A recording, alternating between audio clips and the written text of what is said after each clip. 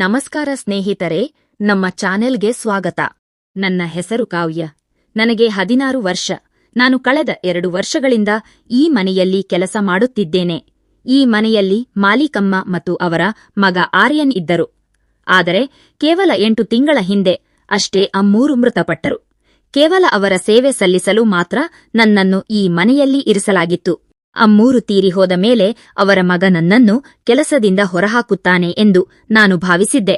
ಆದರೆ ನೀವು ಇನ್ನೂ ಇಲ್ಲಿಯೇ ಕೆಲಸ ಮಾಡಬಹುದು ಎಂದು ಆರ್ಯನ್ ಹೇಳಿದ್ದರು. ಇದನ್ನು ಕೇಳಿದಾಗ ನನಗೆ ತುಂಬಾ ಸಂತೋಷವಾಯಿತು. ಏಕೆಂದರೆ ನಾನು ಆರ್ಯನ್ನನ್ನು ಮನಸ್ಸಿನಲ್ಲೇ ತುಂಬಾ ಇಷ್ಟಪಡುತ್ತಿದ್ದೆ. ಆದರೆ ಆರ್ಯನ್ ಹೃದಯದಲ್ಲಿ ನಾನಿದ್ದೇನೋ ಇಲ್ಲವೋ ನನಗೆ ಗೊತ್ತಿರಲಿಲ್ಲ. ಆರ್ಯನ್ ರಹಸ್ಯವಾಗಿ ನನ್ನನ್ನು ನೋಡುತ್ತಿರುವುದನ್ನು ನಾನು ಗಮನಿಸಿದ್ದೆ. ಆದರೆ ಅವರ ಹೃದಯದಲ್ಲಿನ ಭಾವನೆ ಏನೆಂದು ನನಗೆ ತಿಳಿದಿರಲಿಲ್ಲ. ಅವರ ಮನಸ್ಸಿನಲ್ಲಿ ಏನಿದೆ ಎನ್ನುವುದನ್ನು ಖಂಡಿತವಾಗಿಯೂ ತಿಳಿದುಕೊಳ್ಳಲು ನಾನು ಬಯಸುತ್ತಿದ್ದೆ. ನಾನು ದಿನವಿಡೀ ಅವರ ಮನೆಯಲ್ಲೇ ವಾಸಿಸುತ್ತಿದ್ದೆ ಮತ್ತು ನನಗೆ ಒಂದು ಸಣ್ಣ ಕೋಣೆಯಿತ್ತು. ಅಲ್ಲಿ ನಾನು ರಾತ್ರಿಯಲ್ಲಿ ಮಲಗುತ್ತಿದ್ದೆ. ಅಮ್ಮೂರ ಮರಣದ ನಂತರವೇ ನಾನು ಆರ್ಯನ್ ಹತ್ತಿರ ವಾಸಿಸುತ್ತಿದ್ದೆ. ನಾನು ಈಗ ದೊಡ್ಡವಳಾಗಿದ್ದೆ ಮತ್ತು ಹೊರಗಡೆ ಎಲ್ಲಿಯೂ ಹೋಗುತ್ತಿರಲಿಲ್ಲ. ನಾನು ನನ್ನ ಮುಂದೆ ಕೇವಲ ಆರ್ಯನ್ನನ್ನು ಮಾತ್ರ ನೋಡುತ್ತಿದ್ದೆ. ಏಕೆಂದರೆ ಅವನು 20 ವರ್ಷದ ಯುವಕನಾಗಿದ್ದ. ಅವನನ್ನು ಮೆಚ್ಚಿಸಲು ನಾನು ಯಾವುದೇ ಅವಕಾಶವನ್ನು ಬಿಡುತ್ತಿರಲಿಲ್ಲ. ಆದರೆ ಅವನು ನನ್ನನ್ನು ಏಕೆ ದೂರವಿಡುತ್ತಿದ್ದನೆಂದು ನನಗೆ ತಿಳಿಯುತ್ತಿರಲಿಲ್ಲ. ನಾನು ಅವನ ಜೊತೆ ಯಾವಾಗಲಾದರೂ ಮಾತನಾಡುತ್ತಿರುವಾಗ ಅವನ ಕೈ ಹಿಡಿದುಕೊಳ್ಳುತ್ತಿದ್ದೆ.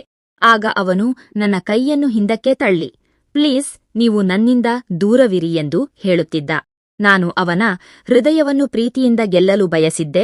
ಆದ್ದರಿಂದ ಅವನಿಗೋಸ್ಕರ ವಿವಿಧ ಬಗೆಯ ಅಡುಗೆಗಳನ್ನು ತಯಾರಿಸುತ್ತಿದ್ದೆ. ಆದರೆ ನನ್ನಲ್ಲಿ ಏನಾದರೂ ಕೊರತೆಯಿದೆಯೇ ಅಥವಾ ಅವನಲ್ಲಿ ಏನಾದರೂ ಸಮಸ್ಯೆಯಿದೆಯೇ ಎಂದು ನನಗೆ ಅರ್ಥವಾಗುತ್ತಿರಲಿಲ್ಲ. ಇದರಿಂದಾಗಿ ಅವನು ನನ್ನಿಂದ ದೂರವಿರುತ್ತಿದ್ದ. ಏನೋ ಗೊತ್ತಿಲ್ಲ. ಅವನು ಕಳ್ಳರಂತೆ ನನ್ನನ್ನು ಮೊಅಪಾಕಿ ನೋಡುತ್ತಿದ್ದ. ಆದರೆ ಶೀಘ್ರದಲ್ಲೇ ಆರ್ಯನ್ ಹತ್ತಿರ ಹೋಗಲು ನನಗೆ ಒಂದು ಅವಕಾಶ ಸಿಕ್ಕಿತು. ಆ ದಿನ ಬೆಳಿಗ್ಗೆಯಿಂದ ಭಾರೀ ಮಳೆಯಾಗುತ್ತಿತ್ತು. ಮಳೆಯ ಹನಿಗಳು ನನ್ನ ಹೃದಯದಲ್ಲಿ ಆಸೆ ಹುಟ್ಟಿಸುತ್ತಿದ್ದವು. ಆರ್ಯನ್ ಅಂದು ಕೆಲಸಕ್ಕೆ ಹೋಗಲು ಸಹ ಸಾಧ್ಯವಾಗಲಿಲ್ಲ ಮತ್ತು ಇಡೀ ದಿನ ಮನೆಯಲ್ಲಿಯೇ ಇದ್ದ.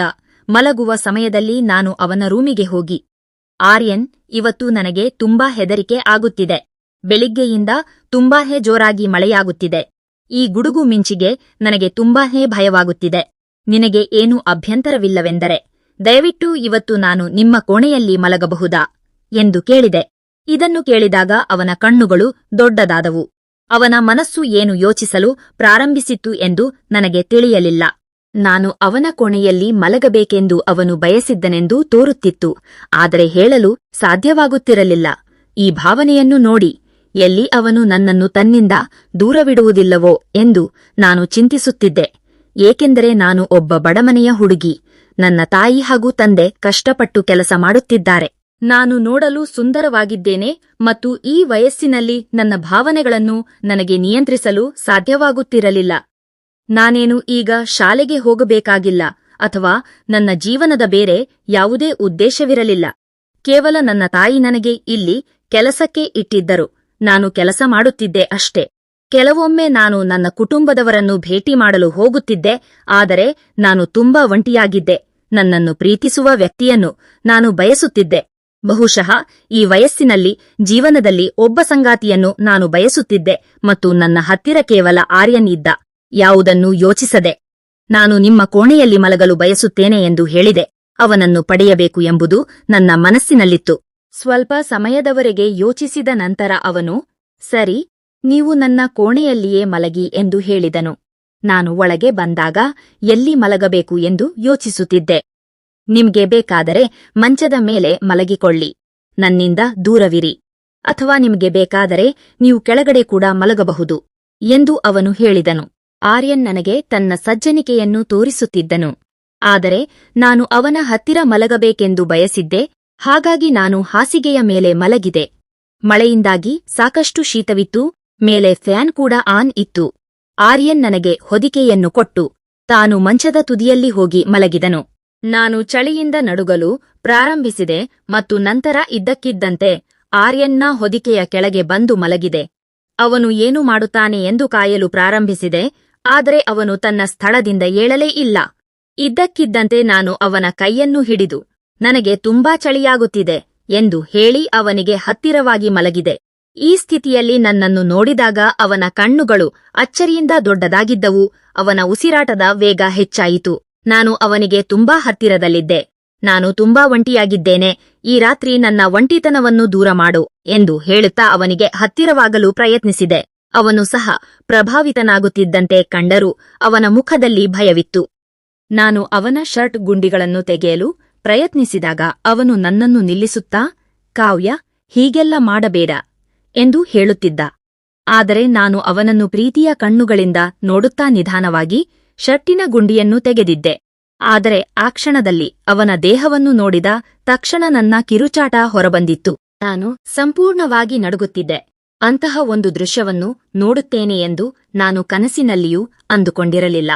ನನ್ನ ಮುಖವು ಸಂಪೂರ್ಣವಾಗಿ ಬಾಡಿಹೋಗಿತ್ತು ಮತ್ತು ಒಂದು ಕ್ಷಣವೂ ಅಲ್ಲಿ ಇರಲು ನಾನು ಬಯಸಲಿಲ್ಲ. ನನ್ನ ಹೃದಯವು ವೇಗವಾಗಿ ಬಡಿಯಲು ಪ್ರಾರಂಭಿಸಿತ್ತು. ನಾನು ತಕ್ಷಣ ಅವನ ಕೋಣೆಯಿಂದ ಹೊರಗೆ ಓಡಿಹೋದೆ. ಮುಖ್ಯ ಗೇಟ್ ತೆರೆದು ಮಳೆಯಲ್ಲಿ ನೆನೆಯುತ್ತಾ ಓಡತೊಡಗಿದೆ. ನಾನು ಹುಚ್ಚಿಯಂತೆ ಮಳೆಯಲ್ಲಿ ಓಡುತ್ತಿದ್ದೆ ಮತ್ತು ಅಲ್ಲಿ ನಡೆದ ಘಟನೆಯೇ ನನ್ನ ಕಣ್ಣುಗಳ ಮುಂದೆ ಸುಳಿಯುತ್ತಿತ್ತು. ಮಳೆ ನೀರಿನೊಂದಿಗೆ ನನ್ನ ಕಣ್ಣೀರು ಸೇರಿತ್ತು. ಓಡುತ್ತಾ ನಾನು ನನ್ನ ಮನೆಗೆ ತಲುಪಿದೆ. ನನ್ನ ತಾಯಿ ಬಾಗಿಲು ತೆರೆದ ತಕ್ಷಣ ನಾನು ಮುಂದೆ ನಿಂತಿರುವುದನ್ನು ಕಂಡಳು. ನನ್ನನ್ನು ನೋಡಿದ ನಂತರ ಅವಳು ಸಂಪೂರ್ಣವಾಗಿ ವಿಚಲಿತಳಾದಳು. ಆಗ ನನ್ನ ತಂದೆ ಬಂದು, ವಿಷಯವೇನು ಮಗಳೇ, ಇಷ್ಟು ರಾತ್ರಿಯಲ್ಲಿ ಮಳೆಯಲ್ಲಿ ನೆನೆದು ಏಕೆ ಬಂದಿದ್ದೀಯಾ? ಯಾಕೆ ಇಷ್ಟು ಗಾಬರಿಗೊಂಡಿದ್ದೀಯಾ ಎಂದು ವಿಚಾರಿಸಿದರು.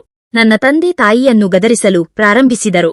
ನಾನು ನಿನಗೆ ಎಷ್ಟು ಬಾರಿ ಹೇಳಿದ್ದೇನೆ, ಮಗಳನ್ನು ಆ ಒಂಟಿ ಹುಡುಗ ಇರುವಲ್ಲಿ ಕೆಲಸಕ್ಕೆ ಇಡಬೇಡ ಎಂದು. ಏನಾದರೂ ಹೆಚ್ಚು ಕಮ್ಮಿಯಾದರೆ ಏನು ಮಾಡುವುದು? ಆದರೆ ನೀನು ನನ್ನ ಮಾತು ಕೇಳಲಿಲ್ಲ ಎಂದರು. ನಾನು ನನ್ನ ಶರ್ಟಿನ ಗುಂಡಿಗಳನ್ನು ಸರಿಪಡಿಸಿಕೊಂಡಿರಲಿಲ್ಲ. ನನ್ನ ಕೂದಲು ಹರಡಿಕೊಂಡಿತ್ತು. ಯಾರಾದರೂ ನೋಡಿದರೆ ನನ್ನೊಂದಿಗೆ ಏನೋ ಅನಾಹುತ ನಡೆದಿದೆ ಎಂದು ಯೋಚಿಸುವಂತಿದ್ದೆ. ನನ್ನ ತಾಯಿ ನನ್ನನ್ನು ಮನೆಯೊಳಗೆ ಕರೆದೊಯ್ಯದು ಅಳಲು ಪ್ರಾರಂಭಿಸಿದರು.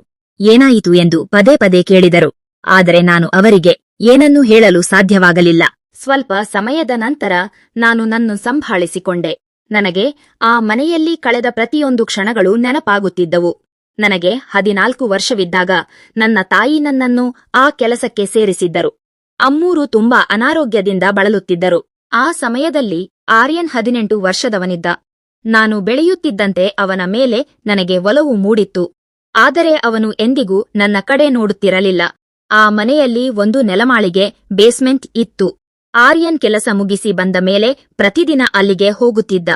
ಅಲ್ಲಿ ಗಂಟೆಗಟ್ಟಲೆ ಕುಳಿತುಕೊಳ್ಳುತ್ತಿದ್ದ ಮತ್ತು ಒಳಗಿನಿಂದ ವಿಚಿತ್ರವಾದ ಶಬ್ದಗಳು ಹಾಗೂ ಹೊಗೆ ಬರುತ್ತಿತ್ತು. ಮೊದಲು ಅವನು ಮಾದಕ ವ್ಯಸನಿ ಇರಬಹುದು ಎಂದು ನಾನು ಭಾವಿಸಿದ್ದೆ. ಆದರೆ ಅವನು ಹೊರಬಂದಾಗ ನಾರ್ಮಲ್ ಆಗಿ ಇರುತ್ತಿದ್ದ. ಒಂದು ದಿನ ಅಮ್ಮೂರು ನಿದ್ರೆಗೆ ಜಾರಿದಾಗ ಆರ್ಯನ್ ನೆಲಮಾಳಿಗೆಯಲ್ಲಿದ್ದ. ಆ ಅವಕಾಶವನ್ನು ಬಳಸಿ ನಾನು ಕೆಳಗೆ ಹೋದೆ. ಅಲ್ಲಿ ಆರ್ಯನ್ ಶರ್ಟ್ ಇಲ್ಲದೆ ಏನೋ ಮಾಡುತ್ತಿದ್ದ. ಅವನ ಬೆನ್ನು ನನ್ನ ಕಡೆ ಇತ್ತು. ನಾನು ಹತ್ತಿರ ಹೋಗಿ ಅವನ ಬೆನ್ನಿನ ಮೇಲೆ ಕೈ ಹಾಕಿದೆ. ಇದರಿಂದ ಅವನು ತುಂಬಾನೇ ಕೋಪಗೊಂಡನು. ನೀನು ಇಲ್ಲಿ ಏನು ಮಾಡುತ್ತಿದ್ದೀಯಾ? ಇಲ್ಲಿಂದ ಹೋಗು ಎಂದು ಕಿರುಚಿದ ತಕ್ಷಣ ತನ್ನ ದೇಹವನ್ನು ಶರ್ಟ್ನಿಂದ ಮುಚ್ಚಿಕೊಂಡ.